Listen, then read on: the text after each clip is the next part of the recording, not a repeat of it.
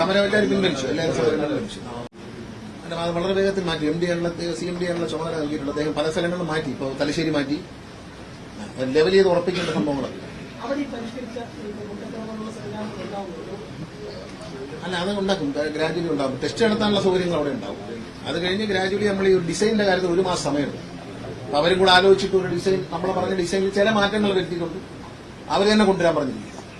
അപ്പൊ നമുക്ക് പരിശോധിക്കാം. അപ്പൊ നമ്മൾ കൊണ്ടുവരുമ്പോഴല്ലേ അവർക്കൊരു വിഷമമുള്ളൂ. വേണ്ട, അടിച്ചേൽപ്പിക്കുന്നില്ല, അവർ തന്നെ കൊണ്ടുവരട്ടെ. അതെ, അവരുടെ പ്രപ്പോസൽ അതെല്ലാം വാങ്ങിച്ചതിന് ശേഷം ഡിസ്കസ് ചെയ്തിട്ട് ഒരു MBA 40 എണ്ണം ചെയ്യും. 2 MBA ഉള്ളിടത്ത് 80 എണ്ണം ചെയ്യും. ബാക്ക്ലോഗ് നാളെ പരിശോധിക്കും. നാളെ പരിശോധിച്ചിട്ട് കൂടുതൽ കെട്ടിക്കിടക്കുന്ന RT ഓഫീസോ സബ് RT ഓഫീസോ ഉണ്ടെങ്കിൽ അവിടെ എൻഫോഴ്സ്മെന്റിൽ നിന്ന് ഉദ്യോഗസ്ഥന്മാരെ നമ്മൾ താൽക്കാലികമായി നിയോഗിച്ചുകൊണ്ട് ടെസ്റ്റുകളുടെ എണ്ണം കൂട്ടി അത് കുറച്ചു കിട്ടും. ഈ 10 ലക്ഷം എന്ന പ്രതികരണം തെറ്റാണ്. 10 ലക്ഷം ഇല്ല, 2.5 ലക്ഷമേ ഉള്ളൂ. കൃത്യമായ കണക്ക് നാളെ മാധ്യമങ്ങൾക്ക് നൽകും.